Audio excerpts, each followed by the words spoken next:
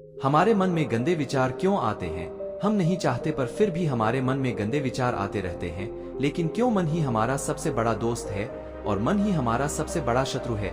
जब हम अपने मन के हिसाब से चलते हैं तो मन हमें भटका देता है, और जब हम मन को संतुलित कर लेते हैं तो हम अपनी जिंदगी में सब कुछ पा लेते हैं। हम हमारे मन में आने वाले गंदे विचारों को रोकने की कोशिश करते हैं, पर जितना हम रोकते हैं उतने यह विचार हमारे अंदर प्रवेश करते जाते हैं। आप जिस चीज से जितना दूर भागोगे उतना ही वह चीज आपको अपने पास लेगी, इसीलिए उस चीज से भागो मत, उस पर संतुलन कायम करो। एक बार एक युवक गौतम बुद्ध के पास आया और गौतम बुद्ध से बोला कि ही बुद्ध, मेरे मन में इतने गंदे विचार क्यों आते हैं? मैं नहीं चाहता कि मेरे मन में गंदे विचार आए, पर मेरे मन में हमेशा काम वासना के विचार चलते रहते हैं और मैं इनके के बारे में सोच सोच कर बहुत परेशान हूँ। मेरी ऊर्जा और समय यह सब सोचने में ही नष्ट हो जाता है और इन सब विचारों की वजह से मैं कभी भी शांत नहीं रह पाता और मैं हमेशा ही स्त्रियों को देखकर मोहित हो जाता हूँ, अपने आप को रोक ही नहीं पता। बुद्ध मुस्कुराए और उन्होंने उस युवक से पूछा, क्या तुम है पता है यह कामवासना होती क्या है? फिर लड़के ने उत्तर दिया और कहा, बुद्ध मैं यह तो नहीं जानता कि कामवासना होती क्या है, पर ये जो भी है बहुत बुरी चीज है। फिर बुद्ध ने उस युवक से कहा कि सबसे पहले तो तुम यह समझो है कि प्राकृतिक रूप से जो भी चीज हमारे अंदर है वह बुरी नहीं है। हमारे जीवन में उसकी कुछ ना कुछ जरूरत है। वासना कोई बुरी बात नहीं है, यह तो हमारे मन की एक भावना है जो हमें किसी न किसी चीज की कमी का एहसास करवाती है और फिर हम उस चीज को पाने के लिए उस चीज की तरफ आकर्षित हो जाते हैं। जैसे अगर तुम्हारे पास धन की कमी है तो तुम में धन पाने की वासना उत्पन्न हो जाएगी। तो वासना कुछ और नहीं, बस एक प्रकार की कमी है जो कि एक प्रकार की जरूरत का एहसास है, और जब ये जरूरत शारीरिक हो तो हम इसे काम वासना कह देते हैं। युवक ने गौतम बुद्ध को कहा कि बुद्ध, मुझे काम वासना का मतलब तो समझ में आ गया, पर आप मुझे यह बताइए कि यह आती कहाँ से है, कैसे आती है? यह गौतम बुद्ध ने कहा कि काम वासना कहीं से आती नहीं है, यह तो हमारे अंदर ही होती है और इसका होना तो जरूरी भी है, तभी तो मानव जाति का विस्तार होगा। युवक ने कहा, जब यह हमारे अंदर ही है और जरूरी भी है तो फिर लोग इसे गलत क्यों बोलते हैं? बुद्ध ने कहा कि यही तो समस्या है, लोगों में काम वासना को गलत तरीके से सोच लिया है, इसे छिपाने की दबाने की कोशिश करते हैं। काम वासना गलत नहीं है, बल्कि काम वासना का गलत तरीके से प्रयोग करना गलत बात है। लोग जिससे प्रेम करते हैं बस उसी के लिए जीने लग जाते हैं, उसे पाना ही अपना लक्ष्य बना लेते हैं और उसी के बारे में हमेशा सोचते रहते हैं, पर यह सब गलत है। बुद्ध ने योग से कहा, क्या तुम्हें पता है जानवरों में भी काम वासना होती है? युवक ने उत्तर दिया, हाँ बुद्ध, जानवरों में भी काम वासना होती है, क्योंकि जानवर भी तो आखिर अपनी पीढ़ी को आगे बढ़ाएंगे। बुद्ध ने कहा, तो फिर हम जानवरों की काम वासना को गलत क्यों नहीं कहते? युवक ने कहा, मुझे नहीं पता महात्मा, आप ही मुझे बताइए। गौतम बुद्ध ने कहा कि जानवर अपनी काम वासना का प्रयोग आनंद प्राप्ति के लिए नहीं करते, वह तो सिर्फ संतान उत्पन्न करने के लिए काम वासना का उपयोग करते हैं। जानवरों को प्रकृति ने इतनी समझ नहीं दी कि वह काम वासना को अपने सुख का आधार बना सके, जबकि मनुष्य अपनी समझ के बलबूते पर प्रकृति में पाई जाने वाली प्रत्येक वस्तु को अपने सुख के लिए उसका प्रयोग करता है। हम इंसानों ने ही काम वासना को अपने सुख का साधन बना लिया है, जबकि प्रकृति ने तो हमें इसे अपने वंश को आगे बढ़ाने के लिए दिया था, लेकिन इंसानों ने इसे अपने जीवन का परम लक्ष्य बना रखा है और इस तरह से काम वासना का बेलगाम हो जाना गलत है। युवक ने मुझसे पूछा, महात्मा जी, ये काम वासना हम पर हावी क्यों होती है, क्यों यह बेलगाम हो जाती है? तब गौतम बुद्ध ने कहा कि सुनो, अब जो मैं तुम्हें बताऊंगा उसे तुम ध्यानपूर्वक सुनना। काम वासना का सारा खेल तुम्हें समझ आ जाएगा, तुम्हें तुम्हारे सारे सवालों का जवाब मिल जाएगा, बस तुम हे ध्यान से सुनकर समझना है। फिर गौतम बुद्ध युवक को बताना शुरू करते हैं। एक बार की बात है, एक आश्रम में गुरु और उनके शिष्य रहा करते थे। शिष्य रोजाना आश्रम के बाहर स्थित गांव में दीक्षा लेने के लिए जाते थे। उसी आश्रम का एक शिष्य जिस गांव में भिक्षा लेने जाता था, उस रास्ते में एक नदी पड़ती थी। वह रोज उसी रास्ते से भिक्षा लेने जाता था। एक दिन उसने देखा कि एक लड़का पेड़ के पीछे छिपा है। वह उस लड़के के पास गया और उससे जाकर बोला, भाई तुम इस पेड़ के पीछे छिपकर क्या देख रहे हो? लड़के ने कहा, अरे तुझे नहीं दिख रहा क्या कि मैं क्या देख रहा हूँ? तब अंकित ने नदी की तरफ देखा तो वहाँ पर कुछ लड़कियाँ पानी भर रही थी। वो लड़कियाँ 14-15 साल की होगी। तब उसने उस लड़के से कहा, अरे भाई वहाँ पर तो लड़कियाँ पानी भर रही है, इसमें छिपकर देखने वाली क्या बात है? तब वो लड़का शीशे की तरफ देखकर उसे कहता है, अरे पागल, तुम्हें दिखाई नहीं दे रहा क्या कि कैसे यह परियां नदी से पानी निकल रही है?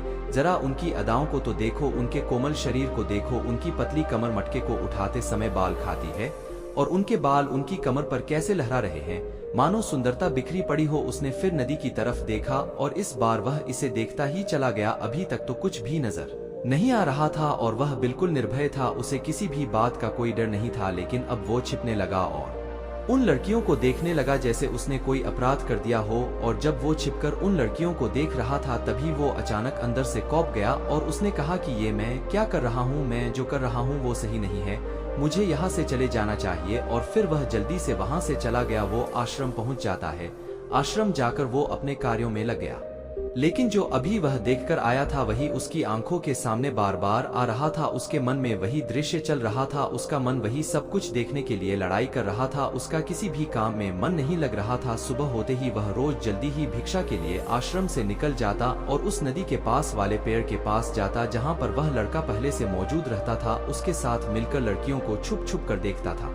अब वह शिष्य रोज ऐसा करने लग गया। यह उसका रोज का काम हो गया। अब उस शिष्य का मन किसी भी काम में नहीं लगता था। वो हमेशा ही किसी न किसी प्रकार के विचार में उलझा रहता। वो आश्रम के कार्यों को भी ठीक ढंग से नहीं कर पा रहा था। ना वो ठीक से सो पाता था, ना वो ठीक से खाना खा पाता था। उसका मन बेचैन सा रहता था। उसका मन बार बार उन लड़कियों के सौंदर्य को देखने के लिए लालायित होता था। जब गुरु शिक्षा देते तब भी उस शिष्य का मन कहीं और विचारों में खोया रहता था। गुरु ने अपने शिष्य की इन हरकतों को भांप लिया था। तब एक दिन गुरु ने शिष्य को अपने पास बुलाया और कहा कि आज से मैं भी तुम्हारे साथ भिक्षा मांगने चलूंगा। तुम और मैं साथ साथ भिक्षा मांगने चलेंगे। तभी शिष्य गुरु को माना करते हुए बोला, नहीं गुरुदेव, आप परेशान क्यों हो रहे हो, मैं अकेला ही ठीक से भिक्षा मांग सकता हूँ। गुरु ने शिष्य से कहा कि ठीक है, तुम अकेले ही भिक्षा मांगने जाओ। जिससे वह तुरंत वहां से भिक्षा मांगने के लिए निकल गया। शिष्य के जाने के बाद गुरु भी आश्रम से निकल गए और शिष्य का पीछा करने लगे कि वो कहाँ जाता है, किससे मिलता है। यह सब देखने के लिए उसके पीछे पीछे चलने लगे। थोड़ी दूर जाने के बाद गुरु ने देखा कि उनका शिष्य एक लड़के के साथ एक पेड़ के पीछे अपराधी की तरह छिपा हुआ है और छिपकर कुछ देख रहा था। गुरु भी अपने शिष्य के पीछे जाकर खड़े हो गए कि आखिर उनका शिष्य क्या देख रहा है जिसे देखने के लिए वो पेड़ के पीछे अपराधियों की तरह छिपा पड़ा है। गुरु ने देखा कि उनका शिष्य पेड़ के पीछे छुपकर लड़कियों को देख रहा था जो कि नदी से पानी भर रही थी। तभी गुरु ने शिष्य को कहा कि तुम क्या देख रहे हो। अपने गुरु की आवाज सुनकर वह शिष्य घबरा गया और उसे पसीने छूटने लगे। वह थरथर कांपने लगा जैसे किसी चोर को चोरी करते समय रंगे हाथों पकड़ लिया हो। उस शिष्य की हालत खराब हो गई। वो कुछ भी नहीं बोल पा रहा था। दूसरा लड़का जो शिष्य के साथ था वहां से भाग गया। शिष्य घबराया हुआ था। उसके मुंह से कुछ टूटे फूटे शब्द ही बाहर निकल रहे थे। वो अपने गुरु से नजर भी नहीं मिला पा रहा था। गुरु ने शिष्य की तरफ देखा और कहा कि मेरा शिष्य तो निर्भय था, उसे तो किसी भी चीज का डर नहीं था, लेकिन ये क्या तुम तो डर के मारे कांप रहे हो। जिससे शिष्य ने गुरु से कहा कि मुझे माफ कर दो गुरुदेव, मेरा इसमें कोई दोष नहीं है। उसे लड़के ने मुझे बहका दिया था, लेकिन आपसे मैं वादा करता हूँ कि आज के बाद मैं ऐसा कभी दोबारा नहीं करूँगा, मुझे माफ कर दो। गुरु ने शिष्य से कहा कि कोई बात नहीं, पर इस बात का तुम ध्यान रखना कि हम जैसी संगति करते हैं वैसा ही फल हमें प्राप्त होता है। हम जैसी संगति करते हैं वैसे विचार हमारे अंदर प्रवेश करते हैं। इसीलिए अच्छी संगति करो जिससे तुम्हारे अंदर अच्छे विचारों का प्रवेश हो। फिर गुरु और शिष्य आश्रम लौट आए और फिर से शिष्य आश्रम के कार्यों पर ध्यान देने लगा। उसने उस रास्ते को छोड़ दिया और दूसरे रास्ते से जाने लगा। वो अपने काम को ध्यान से करता, लेकिन धीरे धीरे उसके अंदर क्रोध उत्पन्न हो गया और फिर वो दूसरे लोगों पर क्रोध करने लगा और बेचैन रहने लग गया। अब वो सही समय पर भोजन भी नहीं करता था। वो भोजन भी बहुत कम खाता था। एक रात गुरु शिष्य के पास आए और उससे बोले कि अब तक तुमने कितनी बार अपना वादा तोड़ दिया। यह सुनकर शिष्य अपने गुरु के चरणों में गिर गया और रोने लगा। रोते रोते ही उसने गुरु से कहा कि गुरुदेव, मैं कई बार अपना वादा तोड़ चुका हूँ। मैं फिर वादा कर लेता हूँ, लेकिन हर बार मैं वादा तोड़ देता हूँ। मेरा मन मेरे नियंत्रण में है ही नहीं। मैं बहुत कोशिश करता हूँ कि मैं अपने मन से सारे बुरे विचारों को निकाल दूं, लेकिन मैं चाहकर भी ऐसा नहीं कर पा रहा हूँ। फिर गुरु ने शिष्य को कहा कि चलो मेरे साथ। गुरु शिष्य को आश्रम के बगीचे में लेकर गए और किसी से कहा कि देखो, यहाँ पर कुछ नदियाँ बनी हुई है जिससे नदी का पानी इन पौधों तक आ रहा है और यह पानी एक निरंतर भाव से आ रहा है। क्या तुम इस पानी के बहाव को रोक सकते हो? शिष्य ने कहा, हाँ गुरुदेव, मैं इस बहाव को रोक सकता हूँ। फिर शिष्य ने मिट्टी उठाकर उसे नाली में दल दी। वो पानी थोड़ी देर के लिए रुक गया और फिर थोड़ी देर बाद उस रेत के ऊपर से पानी आ गया। गुरु ने शिष्य से कहा, अरे ये क्या, पानी तो रुका ही नहीं। फिर शिष्य ने कुछ कंकर पत्थर उठाकर उस नाली में दल दिए और फिर थोड़ी देर के लिए पानी रुक गया। लेकिन फिर थोड़ी देर बाद ही उन कंकड़ पत्थर के ऊपर से पानी निकल आया। फिर गुरु ने कहा कि इससे यह क्या हुआ, पानी तो फिर से आ गया। तुम तो बोल रहे थे कि तुम इसे रोक दोगे, क्या हम किसी काम को रोकना चाहे तो क्या हम उसे रोक नहीं सकते? तब शिष्य ने कहा कोई बात नहीं गुरुदेव, मैं इस पानी को तो आपको रोक के दिखाऊंगा। फिर वह फिर से एक बड़ा सा पत्थर लेकर आया और उसे नाली पर दल दिया और पानी रुक गया। तब गुरु से कहा कि देखा गुरुदेव, मैंने कहा था ना कि पानी को मैं रोक दूंगा, मैंने पानी को रोक दिखाया, आपकी बात मैंने पूरी कर दी।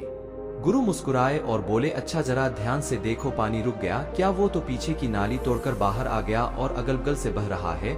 और ध्यान से देखो, इस पत्थर की आगे भी आ गया और ये पानी अपना रास्ता बदलकर फिर से आगे की तरफ बह जाएगा। और फिर थोड़ी देर बाद ऐसा ही हुआ। फिर गुरु ने शिष्य को समझाया कि तुम्हारे साथ भी तो ऐसा ही चल रहा है, तुम बार बार प्रयास कर रहे हो, बड़े से बड़ा प्रयास कर रहे हो, पर हर बार तुम्हारा प्रयास टूट रहा है और यह हमेशा टूटता ही रहेगा। तुम कितना भी बड़ा पत्थर रख लो लेकिन पानी तो अपना रास्ता बना ही लेगा। यह सब देखकर शिष्य ने कहा कि हे गुरुदेव, क्या कोई तरीका नहीं है जिससे मैं गंदे विचारों से बाहर निकल सकूं और यह मेरे मन में आए ही नहीं? गुरु शिष्य को एक नदी के पास ले गए जहां से उस बगीचे में पानी नहीं आ रहा था। गुरु ने शिष्य से कहा वो पानी इसी नदी से जा रहा है, अगर हम यहीं से उस रास्ते को बंद कर दें जहां से पानी बगीचे में जा रहा है, तब क्या हम पानी को रोक नहीं सकते? जिस पर शिष्य ने कहा कि हाँ गुरुदेव, अवश्य ऐसा हो सकता है, मैं इस पानी को यहीं से बंद कर देता हूँ, तब आगे की नाली में पानी जाएगा ही नहीं और फिर बगीचे में पानी जाएगा ही नहीं। फिर शिष्य ने नदी से जाने वाले रास्ते को बहुत मेहनत करके पत्थर और मिट्टी दल डालकर बंद कर दिया और गुरु से कहा कि गुरुदेव, मैंने पानी को बंद कर दिया है, अब यह पानी बगीचे में जाएगा ही नहीं। तब गुरु ने कहा अगर पानी बगीचे में नहीं जाएगा तो पेड़ पौधों को पानी कहाँ से मिलेगा? उन पेड़ पौधों को तो पानी की आवश्यकता है और उन पेड़ पौधों में कुछ पेड़ पौधे तो ऐसे हैं जिनको रोज पानी की आवश्यकता है, वह तो मुरझाकर मर ही जाएंगे, उनका क्या होगा? पानी तो हमें खोलना ही होगा। जिससे शिष्य ने गुरु की बात सुनकर वापस नदी से जाने वाले पानी का रास्ता खोल दिया। तब गुरु ने शिष्य से पूछा अगर हम इस नदी के पूरे पानी को बगीचे की तरफ मोड़ दे तो क्या होगा? तब शिष्य ने जवाब दिया कि गुरुदेव, वहां पर जितने भी पेड़ पौधे हैं वो गलकर नष्ट हो जाएंगे, वहां पर कुछ नहीं बचेगा। फिर गुरु मुस्कुराए और बोले तुम इस बात को समझो कि हमें किसी भी चीज को रोकना नहीं है, बस हमें हमेशा संतुलन बनाए रखना है। कम पानी से भी पौधे नष्ट होते हैं और ज्यादा पानी से भी पौधे नष्ट होते हैं, हमारा जीवन संतुलन से ही चलता है। गुरु ने शिष्य से कहा कि अगर मैं तुम्हें कुछ कहूँ कि तुम आम के बारे में मत सोचो तो तुम्हारे मन में सबसे पहले किसका चित्र आएगा? शिष्य ने कहा कि गुरुदेव, मेरे मन में तो पहला चित्र आम का ही आएगा। गुरु ने कहा कि जब हम गंदे विचारों को जबरदस्ती रोकने का प्रयास करते हैं तो वह और मजबूती के साथ हमारे अंदर प्रवेश करते हैं, हमारे अंदर उठाते हैं, इसीलिए हमें उन्हें कभी भी दबाने की कोशिश नहीं करनी चाहिए। फिर गुरु ने शिष्य को जाते हुए कहा कि हमारे गंदे विचार बुरे लोगों की संगति करने की वजह से भी आते हैं। कई बार क्या होता है कि कामुकता हमारे अंदर होती नहीं है, लेकिन कुछ अश्लील लोगों के साथ रहने की वजह से ये हमारे अंदर हावी हो जाती है। फिर शिष्य ने कहा कि गुरुदेव, आप सही कह रहे हैं, मैं अपने मार्ग से भटक गया था। फिर वो शिष्य उस रात बहुत ही चैन की नींद सोया, सुबह अपने कार्यों को पूरे मन से किया और फिर सुबह वो भिक्षा लेने के लिए उसी रास्ते से गया जहां वह लड़का आज भी पेड़ के पीछे छुपकर उन लड़कियों को देख रहा था। वो शिष्य नदी पर गया जहां वह लड़कियां पानी भर रही थी। उसने उन लड़कियों से पानी मांगा। उन लड़कियों में से एक लड़की ने उसे पानी पिलाया और उसे सन्यासी शिष्य के चरण छुए। शिष्य ने उसे आशीर्वाद दिया कि तुम्हारा कल्याण हो, जिससे उसका मन सकारात्मक ऊर्जा से भर गया। उसके चेहरे पर मुस्कान आ गई थी, जैसे कि उसे कुछ खोया हुआ वापस मिल गया हो। वह वापस अपने रास्ते से जाने लगा, तभी पीछे से वह लड़का आ गया जो पेड़ के पीछे छुपा हुआ था। वह शिष्य के पास आया और बोला कि क्या बात है, आज तो तुमने नजदीक से दर्शन कर लिए, तुम तो मुझसे भी आगे निकले। तब शिष्य ने कहा कि हम हमेशा दूसरे के दर्शन करने में ही व्यस्त रहते हैं, अपने दर्शन कर ही नहीं पाते। तुम कब तक इस पेड़ के पीछे छुपते रहोगे? किसी को पसंद कर लो, उससे बोल दो, अगर वो भी तुम्हें पसंद करती है तो शादी कर लो और उससे पहले तुम कुछ बन जाओ, अपने आप को पहचान लो, ऐसे अपना समय बर्बाद मत करो। फिर वह लड़का रोज उससे मिलने लगा और उस लड़के ने नदी पर जाना छोड़ दिया और फिर वो लड़का अपने जीवन में कुछ बनने के लिए संघर्ष करने लगा। तो तुमने देखा संगति का असर क्या होता है।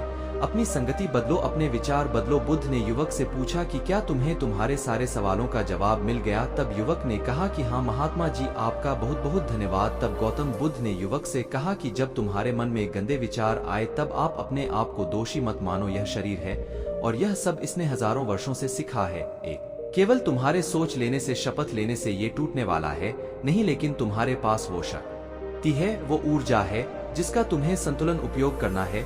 तुम एक जीवित ऊर्जा हो जो कुछ भी अनुभव करने के लिए स्वतंत्र है, जो निर्माण करने के लिए स्वतंत्र है। इसीलिए तुम अपने आप को पहचानो। यह बोलकर गौतम बुद्ध मौन हो गए और वो युवक वहां से चला गया। तो दोस्तों, कैसी लगी आपको यह कहानी? आप हमें कमेंट सेक्शन में जरूर बताना, और अच्छी लगी हो तो इस चैनल को सब्सक्राइब जरूर कर लेना। तो चलिए मिलते हैं ऐसी ही कोई नई कहानी। तब तक के लिए अपना ख्याल रखें। धन्यवाद और नमो बुद्धाय।